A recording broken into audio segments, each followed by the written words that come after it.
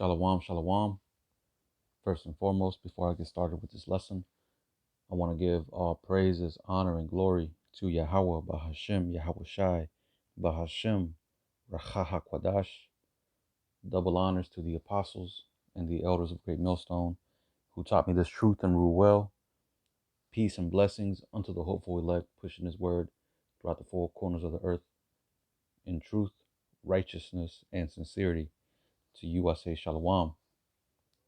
The title of this lesson, I'm not sure what I'm gonna name it, but pretty much what I'm gonna do is I'm gonna go into this video that I came across. Um, Pretty much going into Esau, this damn devil, right? The atrocities this man has done. Well, actually, the name of the video is called "The Atrocities of the Congo Free State," right? Uh, Pretty much, I'm gonna play some of this video. I probably won't play all of it. I'll probably play like 10 minutes, 12 minutes of it, and bring out some precepts in between. But this is something, like I said, I came across, and I was like, damn, I got to make a video on this, because this damn devil, man, he has so much, man, so much on his damn track record that he needs to pay for. Like, we hear about the things that he did, right? This devil did. What's his name? Cristobal Colon, right? When he did to the Tainos, some of these Spaniards, Hernan Cortez, these damn, what they call them, pilgrims, right? That came over here overseas and started jacking up the Gadites, right? These what they call them, colonialists, something like that, whatever. Conquistadors, whatever, right? These motherfuckers got a lot to pay for, man. And this is just, this is just one account, right, of what these devils have done. But without further ado, I'm gonna play a little bit of this video and get some precepts. So here we go.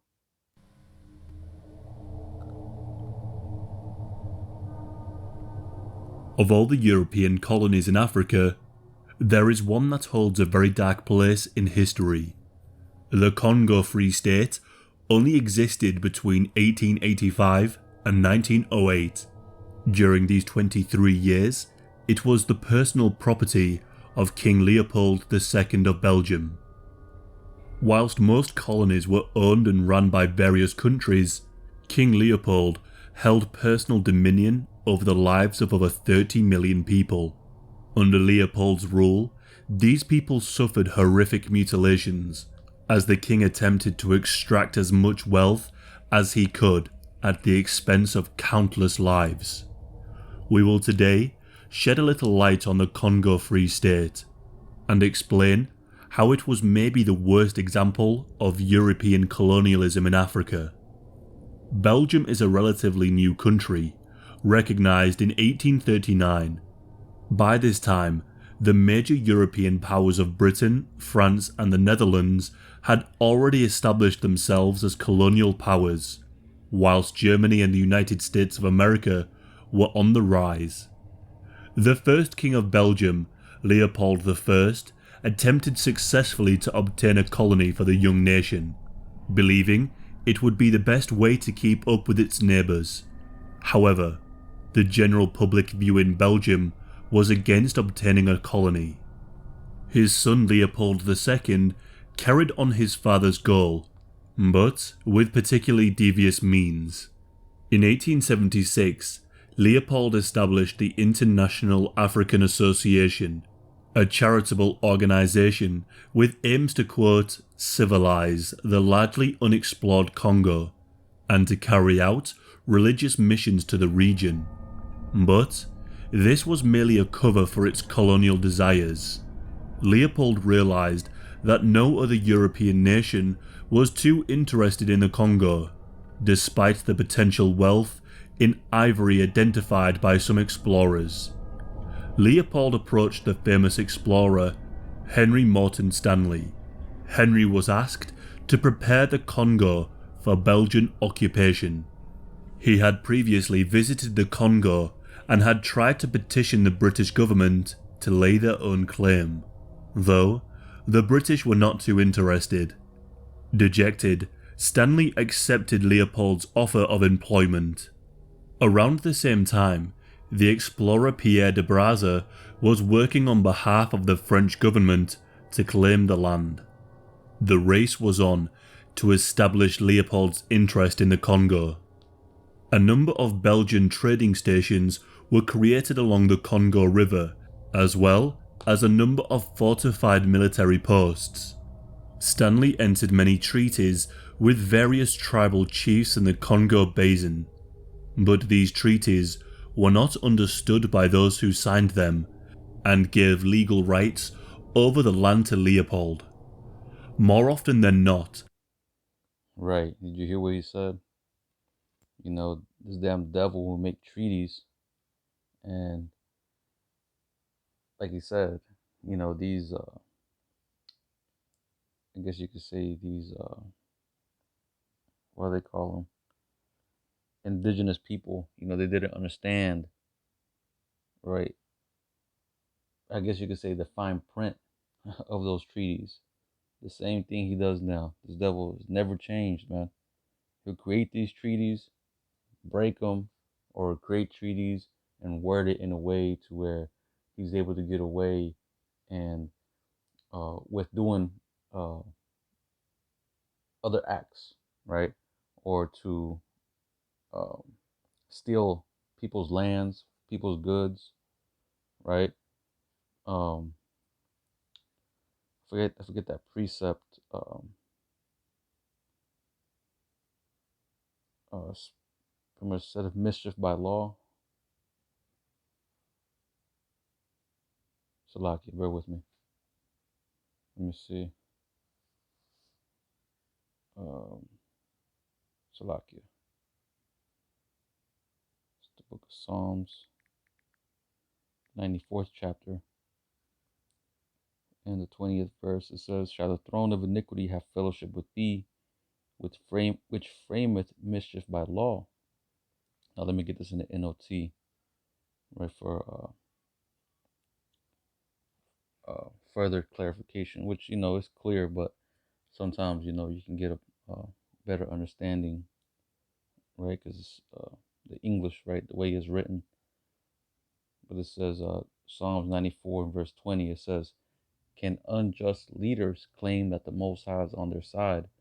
Leaders whose decrees permit injustice." You see? And that's exactly what, you know, their decrees and these um, treaties that they do with these indigenous people, you know, exactly the same thing what they did with Gad. You know, they'll create some uh, treaties that would, you know, but pretty much take advantage of the Gadites that were here, and or the indigenous people, right? And eventually, you know, they would break it, because, you know, Esau's a greedy motherfucker. He can never have enough, right? So he would break those treaties and create another treaty, break that treaty, create another treaty, you know. So, but this is the way this man moves, man. This is the way this man behaves, you know. So, and it ain't surprising, you know. He's always done the same. He's always been the devil. He's always gonna be the devil, right? There ain't no changing that, right? But, you know, just to show you, hey, especially to y'all Jakes who think this man has changed, right? This man is always gonna be the devil. He always will. He's always been the devil, and he's always gonna be the devil, right? So let's continue on a little bit more. Stanley would employ trickery to convince the chiefs of the white man's power, including using a magnifying glass to light a cigar, declaring that if he so wished, he could harness the sun to burn down any of their villages. Between similar ploys to show the supposed supernatural powers of the white man and getting the chiefs to sign on gin, Stanley was able to obtain 500 land treaties. The goal of obtaining... Isn't that written, right? In Second Thessalonians. Let me get it real quick.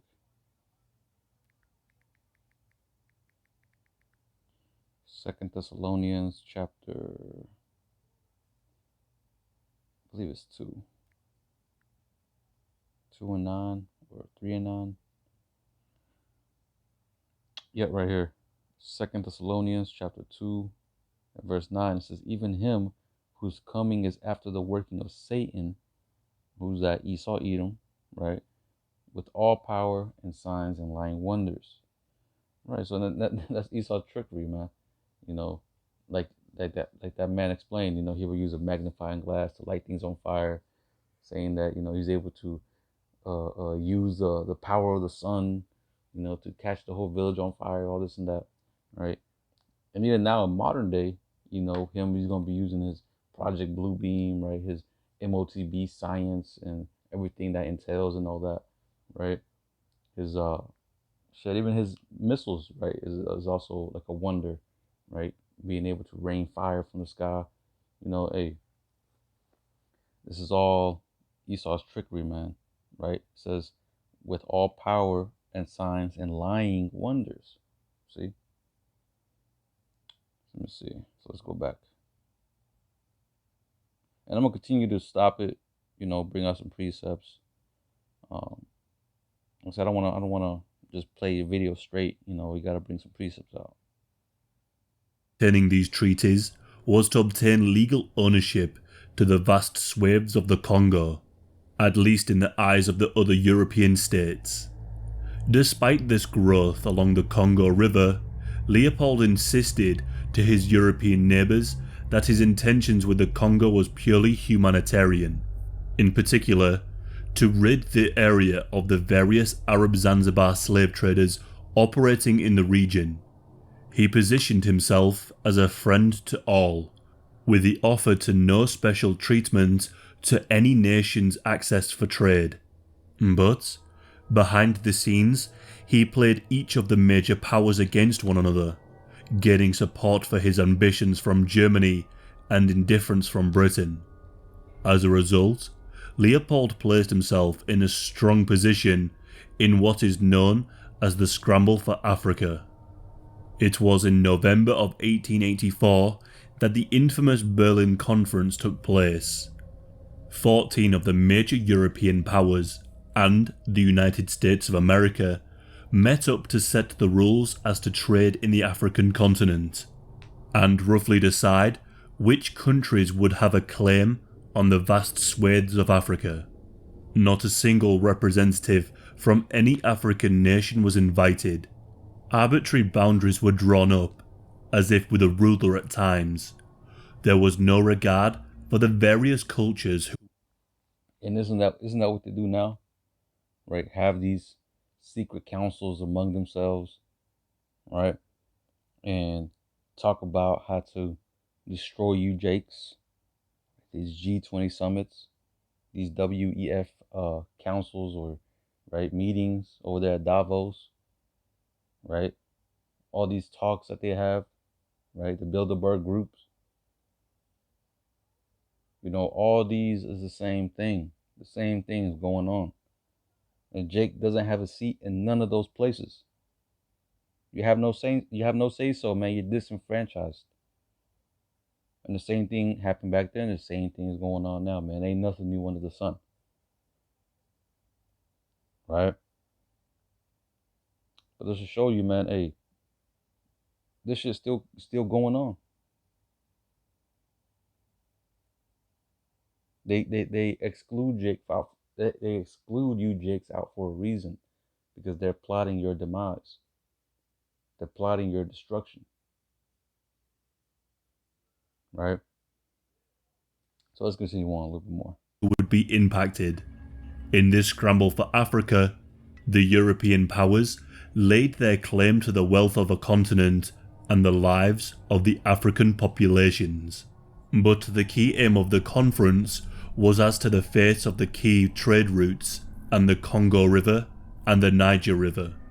It was decided that these were to remain accessible to all for trade. Leopold accepted this but was able to have his claim on most of the Congo officially recognized. Almost 1,000,000 square miles, which contained around 30 million people. The Congo Free State was formed from this land in 1885, effectively under Leopold's direct control. To enforce his will, Leopold established the Force Publique, his own private army in the Congo. Many of the soldiers were African children captured at an early age and raised in the Catholic missions, brainwashed to become obedient soldiers. The force was supplemented with mercenaries from Zanzibar and handpicked from the Congolese men who were the fittest and strongest. These soldiers were forced to serve a minimum of 7 years. There were no black officers, with most of them being from Belgium and Northern Europe.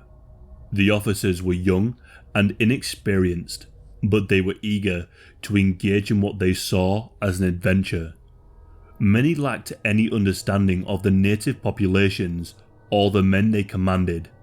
Originally, the force was used to deal with the Arab slave traders in the area, but in time, even the slave soldiers were forced into its ranks. Its role was soon changed to enforcing Leopold's greed and desire to make as much money as possible.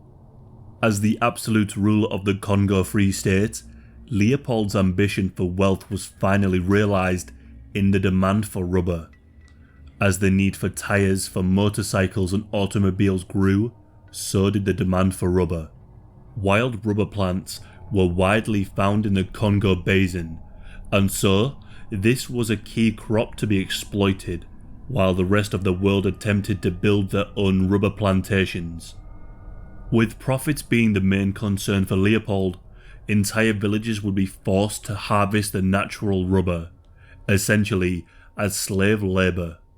Leopold passed a number of edicts in 1891 and 1892, mandating that all rubber had to be handed over to the state officials in an attempt to monopolise the crop. If a village refused to gather rubber, the Force Publique would often take hostages and burn homes to the ground. Examples would be made of any disobedience. Heads of the defiant men, women and children would be removed and displayed on the village palisades, often in the form of a cross as a warning for those who would dare cross the Congo Free State. The Congolese were expected to harvest impossibly high amounts of rubber in a day. This was arduous, dangerous work, with people climbing high into the trees to extract the natural rubber. One of the key tools used by the Force Publique to enforce the quota was the chicote.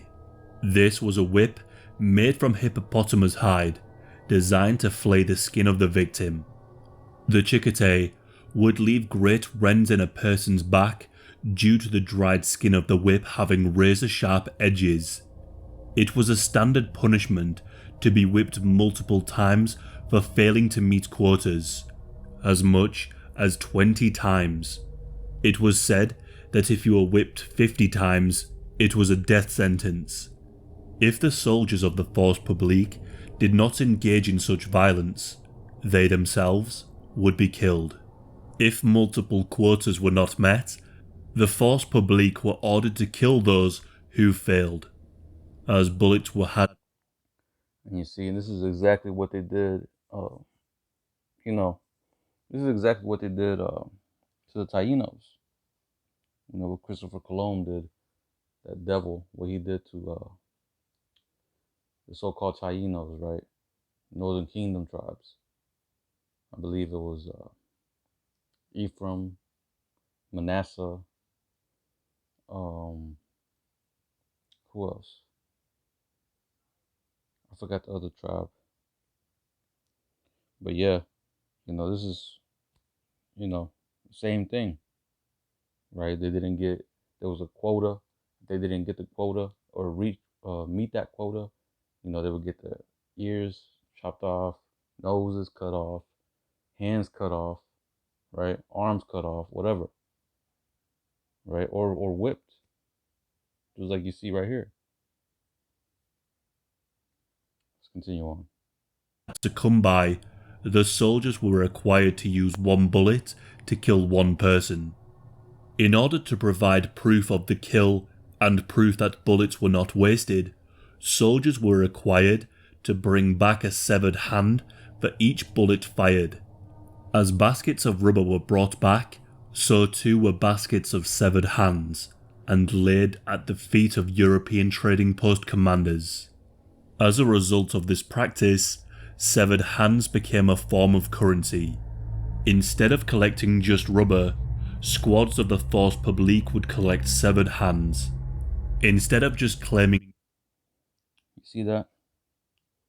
And, I'm comparing what happened back then, with the Taínos, with what's happening here, because it should show you that the so-called Latinos, Native Americans, and the so-called blacks, we're one and the same, man. One and the same. We're the same people. We all descend back to Abraham, Isaac, and Jacob. We are the Israelites that the Bible speak of. We went under those curses. We're still under those curses. Right? So anybody who says that the so-called Latin tribes or the so-called Latinos, so-called Native Americans are not Israelites, y'all need to check y'all's history books, man. I don't know what the heck y'all reading, but or either you ain't got no understanding or what, but it's evident. It's evident that we are the children of Israel. You so-called blacks, Latinos, Native Americans make up the 12 tribes of the nation of Israel. All right? And if you can't see that, the Most High ain't dealing with you. You ain't got the spirit. Let's continue on. The hands of the dead, the living too, would be mutilated, and the hands of men, women and children were taken. There were even instances of villagers fighting each other to gain severed hands from a rival tribe to supplement. I wouldn't doubt that this man, seeing that this man did the exact same thing as Cristobal Colon, I wouldn't doubt that this is Cristobal Colon coming back again to reincarnation. I wouldn't doubt it. Did the exact same thing. Their rubber harvest. These brutal methods were no doubt effective, as by 1900 the Congo Free State had exported 6,000 tons of rubber, netting Leopold tens of millions in profit. As rubber and ivory were exported, very little food was imported to the Congo, only bullets, guns and barter goods. Despite Leopold's claims of ridding the Congo of the slave traders, slavery still existed and was carried out by the Congo Free State. One common target was women, who under the pretense of an imaginary crime would be arrested and kept in servitude for a minimum of 7 years. The state would then hire out the woman into sexual slavery to the highest bidder, the officers getting the first pick. Any child that was born as a result of these assaults would be considered property of the state. One of the biggest killers in the Congo Free State was disease. As the population was worked to exhaustion and starvation, disease ran rampant. One notable disease was the sleeping sickness, able to spread as trade exploded in the region. Smallpox and syphilis spread amongst the Congolese, brought in by European traders. As the marauding Force Publique went from village to village, they brought with them disease and spread the illnesses quickly, resulting in the deaths of thousands. In 1897, Leopold arranged for 267 Congolese to be brought to Belgium. The purpose was to recreate an average Congolese village for Belgians to witness. Leopold's goal was to garner support from the public for his colonial desires, and created exhibits of what the Congo had to offer.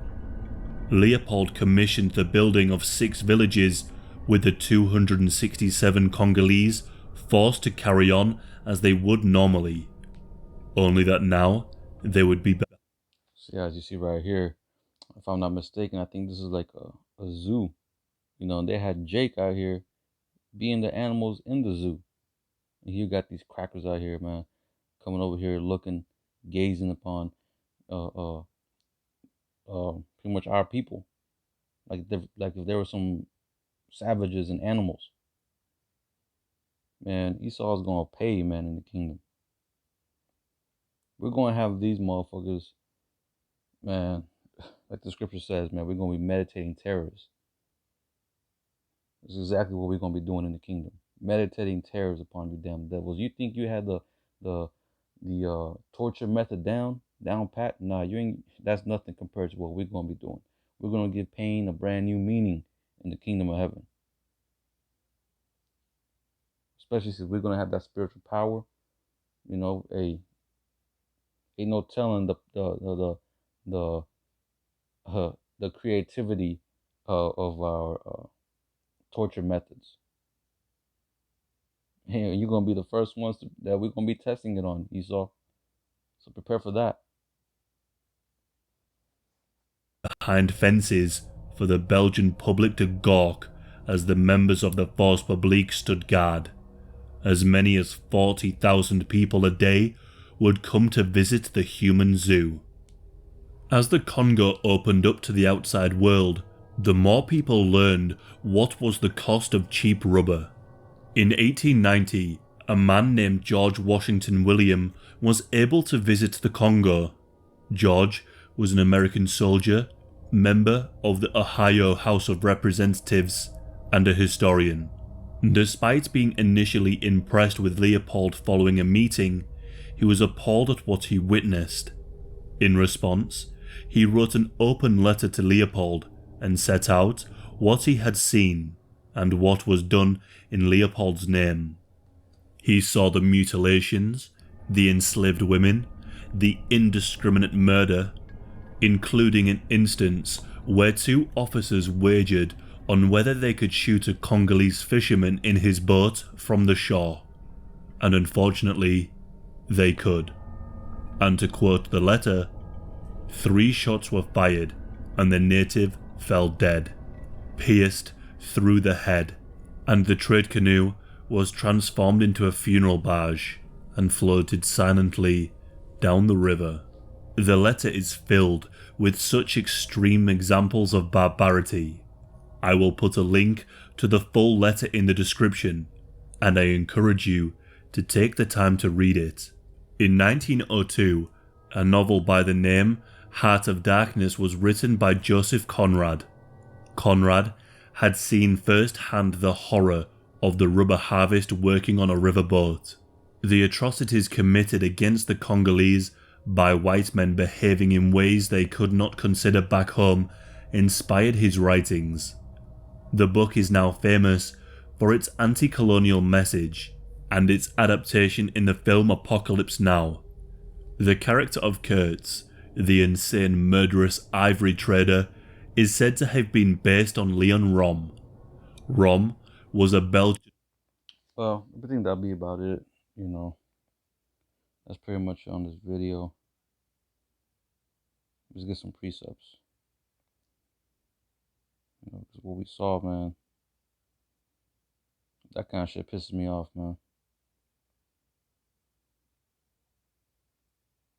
I swear, man, Esau's got a lot to pay for. Ain't no way the Most High's gonna let this man go unpunished, as it says in the book of Nahum. Let's get it real quick. Nahum, chapter 1 and 3. This is Nahum chapter 1 and verse 3. It says, "The Lord is slow to anger and great in power, and would not at all acquit the wicked." You see, Esau, hey, your crimes are not expunged. You're gonna be held accountable. All right? You're going to be held accountable for every act that you have done against the children of Israel.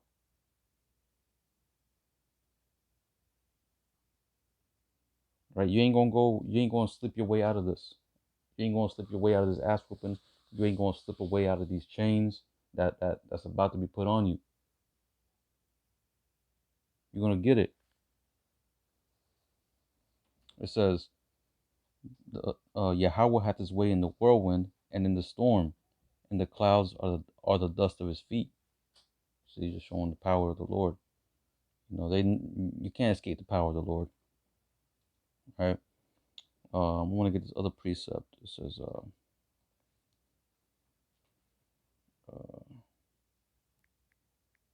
requireth that which is past.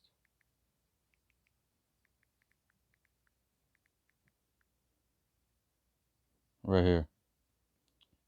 This is Ecclesiastes 3:15. That which has been is now, and that which hath been hath already been. And the Most High requireth that which is past. So hey, you damn devils back there doing that were back there during slavery, slave times. Y'all are here now. Y'all are here now. Through reincarnation, y'all are back. Y'all are back here right now. And y'all gonna pay for what y'all did. Right? As it says, the Most High requireth that which is past. You got a debt that you owe to the Most High. And it's gonna be paid. It's gonna be paid by blood. Right? How does that one precept go? By the blood of him that shed it. Let's get that real quick. This is Numbers 35 and 33. It says, so ye shall not pollute the land wherein ye are, for blood it defileth the land. And hasn't Esau been shedding blood throughout the whole fucking earth? Everywhere he goes, this motherfucker's shedding blood. Not his blood, everybody else's blood.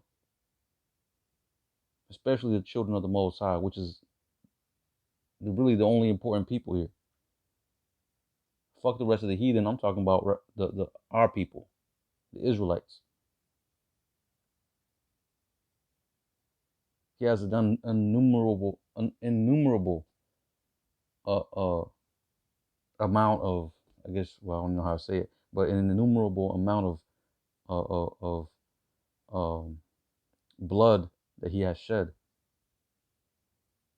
Innumerable amount of Salaki, I can't even say that. Innumerable amount of lives that he has taken of the children of Israel. Right? But what does it say here? For blood it defileth the land, so the land is defiled. Especially here in America.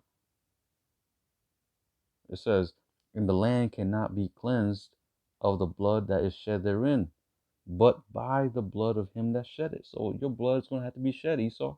In order for this land to be cleansed here in America, your blood is going to have to be shed. In order for the land of Israel, to be cleansed, your blood has to be shed. In order for the earth to be cleansed, your blood has to be shed. Right? But let's go. Let's get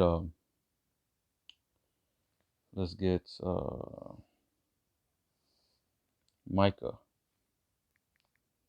Salaki. Micah 2 and verse 1, it reads, woe to them that devise iniquity and work evil upon their beds. When the morning is light, they practice it because it is in the power of their hand. So as you saw in that video, this man, I forgot his name, but his father had this plan to do this, right? To create a colony somewhere, or set up a colony somewhere, right? In Africa or whatever. But apparently he didn't get time to do it. So what did he do? His son ended up taking over that idea or that dream, right? And he made it a reality. But why is that? because it is in the power of their hand. Like it says in Job 9:24, the earth is given into the hands of the wicked, right? Because they got the power now, they were able to do this, commit all these atrocities, have their way with the nation of Israel, right? Verse 2, it says, and they covet fields and take them by violence, and houses and take them away. So they oppress a man in his house, even a man in his heritage. And we saw that. We saw that in that video, what he did, right? Just took over that land. Like there was already people living there, and this man just went and took it over. He took it by violence too. I mean, he has his little ass fucking treaties that he made up to, you know, uh, to trick them into giving up their territory. But also he used violence, right? Because they know that these damn crackers had the power of the sword, right? Had all these soldiers, had the military might. So of course, but this is the devil that the Bible speaks of, man. This is him. Who else would it be? Like it says in Job 9:24. If not where, then who is he? If it ain't this cracker, then who is it? Who else could it be? Right? Let's get another one. Now that we're seeing a lot of exposure happening to Esau. This is Habakkuk 2:16. Because this man is getting exposed left and right. You got the prophets out here. You got his own people exposing them. Historians. Coming out with new information. Like I never seen this video before. I happened to, look up some stuff and, ended up popping up and it, hey, I clicked on it, watched it, decided to make a video on it. Right, but this is just more exposure, man, on these damn devils. And I mean, like I said, that we can go forever on the wickedness of this man. It's innumerable the atrocities that this man has committed. But now that it's coming to light, like that man said in the beginning, we're gonna shed some light on this. Hey, light is being shown. Hey, that a spotlight is on you, Esau. Back then, like it says right here, thou art filled, Habakkuk 2:16, thou art filled with shame for glory. Back then, you were in your glory. You were prideful. You didn't consider the latter end of your actions. But now that everything is coming back, everything is resurfacing. Hey, now there's a shame upon you. It's a thick blanket of shame that's covering your NWO, your agenda that you have planned. Hey, there's shame on it. Everybody's realizing you're the devil. You're a damn demon. You can't be trusted because you can do this to anybody. What's going on now over there in the land of Israel. You got them so-called Palestinians, getting fucking bombed, getting destroyed over there because you're a dumbass, man. Because you're a greedy ass. You're a wicked ass. Even though it ain't their land anyway, it's our land. It's still wickedness going on. What you're doing. But anyway, let's continue on. It says Habakkuk 2:16, thou art filled with shame for glory. Drink thou also, and let thy foreskin be uncovered. The cup of Yahweh's right hand shall be turned unto thee, and shameful spewing shall be on thy glory. That's what's happening, man. Major exposure. Major shame falling upon Esau, Edom, and his house. right? No matter what you do, you're gonna have this shame over your head. There's only one way to solve this, man, is for you to go into slavery, right? But let's get this. Let's get Obadiah 1 and 10. It says, "For thy violence against thy brother Jacob, shame shall cover thee, and thou shalt be cut off forever." Right? Because in the end of the day, you're gonna be done away with. You're gonna serve your 1,000 years of slavery, and then you're gonna be done away with. You're gonna be zeroed out, and all because of why? Because of the violence that you committed against us, the atrocities, the mass genocides, the torture methods that you used against us, the damn fucking buck breaking,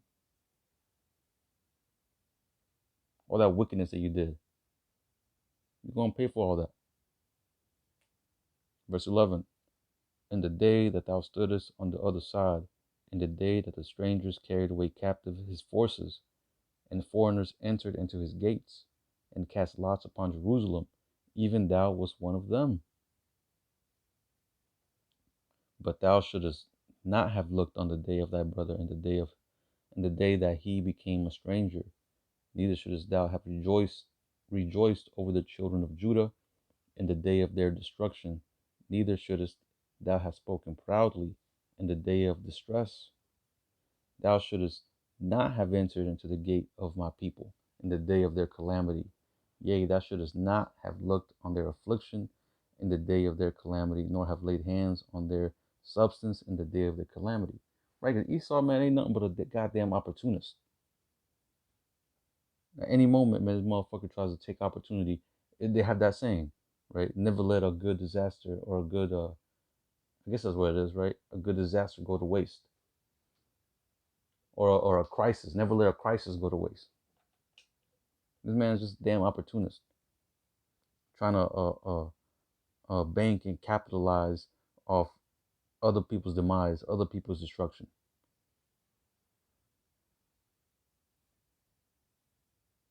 He don't care about morality, man. This man has no morals. The scriptures call him the man of lawlessness. That's what this man is. The man has no morals, has no moral compass at all. This man just creates laws, but he breaks them. Right? He has loopholes he can get out of, to escaping certain of the laws that he created. They're judges, they're bribed. So hey, I mean, and okay, man, hey, this is your kingdom, but just know that you're gonna pay for all this, man. You're gonna pay for all this. As we read, we're gonna read right here. Let me see, verse 13. Thou shouldest not have entered into the gate of my people in the day of the calamity. Yea, thou shouldest not have looked on their affliction in the day of the calamity, nor have laid hands on their substance in the day of the calamity. Neither shouldest thou have stood in the crossway to cut off those that Slakia, to cut off those of his that did escape. Neither shouldest thou have delivered up those of his that did remain in the day of distress. For the day of Yahweh is upon all the heathen, as thou hast done, it shall be done unto thee. Thy reward shall return upon thine own head. You see? So everything you have done is gonna come back. Everything is gonna come full circle. Right? In the kingdom of heaven, you're gonna be going through all this. We're gonna be chopping your hands off. We're gonna be cutting your noses off. We're gonna be beating you to death, bashing your skulls in. See? And that's righteous. That's righteous, man. That's justice. That's fair. Eye for an eye. Right? It says, verse 16, for as ye have drunk upon my holy mountain, so shall all the heathen drink continually. Yea, they shall drink, and they shall swallow down, and they shall be as though they had not been. So you're gonna swallow, man. You're gonna swallow that, cup of wrath that the Most High has planned for you, man. We drank it. Now it's your turn to drink, right? And it says, as ye have drunk upon my holy mountain, right? You took advantage of us, you used us, abused us. We're gonna do the same to you, right? And then you're gonna be tossed out and burnt like a bloody rag. Let's see. Let's get Ezekiel 35. Start at verse 10. It reads, because thou hast said, these two nations and these two countries shall be mine, and we will possess it, whereas Yahweh was there. Right? Isn't that what you said? You're going to take us into captivity. You're going to possess us, which you did. And you still are. You still, have us in captivity. But it says, whereas Yahweh was there. So Yahweh is seeing all this, man. He's witnessing all the shit that you're doing. Don't believe you're going to get away. Don't believe nobody's seeing what you're doing. Verse 11, therefore, as I live, saith the Lord power, I will even do according to thine anger, and according to thine envy, which thou hast used out of thy hatred against them. And I will make myself known among them when I have judged thee. You see? So the Most High is going to put, it says it in the scriptures, right? That the Most High is going to put his anger in us. Right? Because we don't know the full scope of all that you've done. We know bits and pieces here and there. But imagine the Most High, having those memories of our past lives and all the shit that you've done, and really putting that anger in us to fuck you up. Man, it's gonna be a bad day for Esau, man. Verse 12, it says, really a bad 1,000 years. But anyway, verse 12, and thou shalt know that I am Yahweh, and that I have heard all thy blasphemies, which thou hast spoken against the mountains of Israel, saying, they are laid desolate, they are given us to consume. Right? And that's exactly the mindset of Esau. Right? Oh, they're down and out. It's time for us to take advantage of this.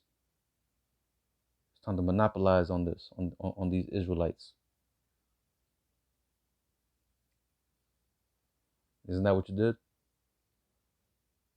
You had a big scheme, you and the rest of the heathen. That's really what these Edomites did. They gathered together, with the rest of the heathen, and plotted our downfall. Plotted how they can monopolize on us, when we transgressed against our power. They took advantage of that. It says that in the book of Psalms, the 83rd chapter. As a matter of fact, let me get it real quick. Psalm 83. Let me see. I'm going to start at the top. It says, keep not thou silence, O power, hold not thy peace, and be not still, O power. For lo, thy enemies make a tumult, and they that hate thee have lifted up the head. They have taken crafty counsel against thy people, and consulted against thy hidden ones. They have said, come, and let us cut them off from being a nation, that the name of Israel may be no more in remembrance. Right? And that's that crafty counsel. Right? They're still doing it to this day, like I mentioned earlier. Them WEF meetings over there in Davos, G20, G7 summits, Bilderberg Group,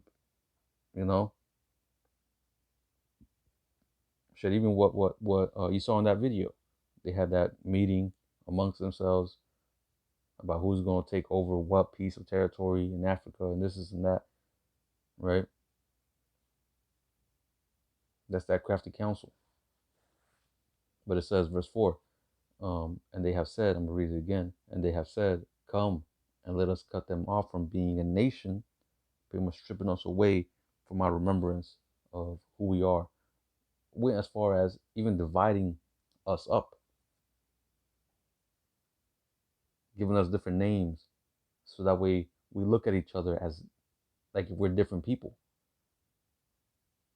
right? The so-called Hispanics, right? Dividing us up from our brothers over here, the so-called Gat, or not so-called, but the so-called Native Americans, right? Giving us different names, making it seem like we're different people when we're the same. Then brought, the southern tribes over here, called them Negroes, you know, pretty much giving us these um proverbs and bywords, and then dividing us up, that bullshit, divide and conquer. But it ain't working no more, Esau. Your time of conquering shit and taking shit over is done and over with, man. You don't reach your height of power. Now it's time for your ass to go down. Now it's time for you to pay. Esau's going to try his best to not to pay, right? Like a damn an eviction notice. Motherfucker got the eviction notice on his door. He's gonna rip that shit out. Try to live there as long as possible. Trying to hide, slip out whenever somebody comes and tries to evict him out. It ain't gonna work though. Your ass is gonna be taken out of there. But anyway, continue on. It says, verse 4, they have said, "Come and let us cut them off from being a nation, that the name of Israel may be no more in remembrance." Right? And that's what they did. They stripped the name of Israel from our minds, right? Us being Israelites, they stripped it out of us. They stripped who we are, our power, the fact that we're all brothers over here, as far as the tribes, right? Pitting us against each other. You had what's it called? Such a thing as the Buffalo Soldiers. You had the Spaniards, having Issachar fight against the Gadites, and this is all Esau's doing, right? But verse 5 it says, "For they have consulted together with one consent," meaning they're all in one accord, right? What did they say? They're all in cahoots, right? It says they are confederate against thee. They are confederate against us. And who's the main one? It says here in verse 6, the tabernacles of Edom. Edom's the first one on the list. The main antagonist, the devil, right? It says, and the Ishmaelites, Moab, and the Hagarenes, right? But right here shows a list of these damn heathens, man. All these heathens had a hand in our destruction. So they're all going to pay. So let's get another one. Let's get Isaiah 14. Because like I said, they all got to pay, right? It's this thing called reincarnation. So you're going to pay. You were your forefathers back then. So, hey, whatever you did in your past life that you thought you got away with. Because a lot of these damn plantation owners, hey, they lived a full life. A lot of them died peacefully in their beds. But now that they're coming back, now it's time to pay. But it says, Isaiah 14 and 21, prepare slaughter for his children for the iniquities of their fathers. See? Because you are your forefather coming back. That they do not rise, nor possess the land, nor fill the face of the world with cities. So that's what's going to happen. Slaughter is being prepared for you. Right? Let's get another one. Revelation 13 and verse 10. It says, he that leadeth into captivity shall go into captivity. Isn't that balanced? Isn't that righteous? Right? You took us in captivity. So now it's your turn to go into captivity. He that killeth with the sword must be killed with the sword. Here is the patience and the faith of the saints. Right? You live by the sword, don't you, Esau? You see, you're going to be killed with a sword. Ultimately, that sword being the ICBM missiles. The ultimate form of the sword. That's what's going to take your kingdom down. Right? And what's going to allow us to set up our kingdom. Ultimately, it's Yahweh Shah. Right? Who's going to do this. Who's going to make this happen. Right? Let's get one more. And I'm going to close it out. Psalms 2 and verse 8. It says, ask of me, and I shall give thee the heathen for thine inheritance. So you're going to be our property. And we're going to do with you whatsoever we please. Right? Of course, we ain't going to do none of that abominable acts. Some of that, those wicked ass buck breaking, all that nastiness that you used to do. Right? We're going to be fucking you up. But it's all going to be righteous. Right? It says, ask of me, and I shall give thee the heathen for thine inheritance, and the uttermost parts of the earth for thy possession. So we're going to be rulers over the earth. You're going to be our inheritance. Our children's children's children's children. I mean, we're going to be immortal. We ain't going to die. But our children's children's children's children's children are going to be kicking your ass. All the way up to that 1,000 year period. Right? Not the rest of the heathen. Of course, they're going to be our possession forever. They're going to continue to multiply. They're going to continue to have kids and children. They're going to be living. They're going to have their own land, their own territory, but they're going to be subject under us. Right? But this is that new order that's going to be established. Right? The kingdom of the Most High. Not no new world order. Not no great reset that Esau has planned now. All that shit, nonsense. It's vanity. It's all vain thoughts. Right? But yeah, that's pretty much the point, man. These devils got to pay. These devils, they're going to get what's coming to them. We're just patiently waiting, as we just read in Revelation 13 and 10, in the latter end. It says, here is the patience and the faith of the saints. We're patiently waiting for this, man. We're seeing this man's kingdom go down. Man, we're just, what is that? What was I going to say? It's, we're salivating. We're salivating at the mouth, man, waiting for this thing to happen. Waiting to lay our hands on you, man. We're just waiting. But anyway, I pray this lesson was edifying. I'm going to go ahead and close it out by giving all praises, honor, and glory to Yahweh, Bahashem, Yahweh Shai, Bahashem, Ruach HaKodesh. Double honors to the apostles and the elders of Great Millstone who taught me this truth and rule well. Peace and blessings to the hopeful elect pushing his word out there with truth, righteousness, and sincerity. Until the next time, I'm going to say, Shalom, Kwam Yasha Allah.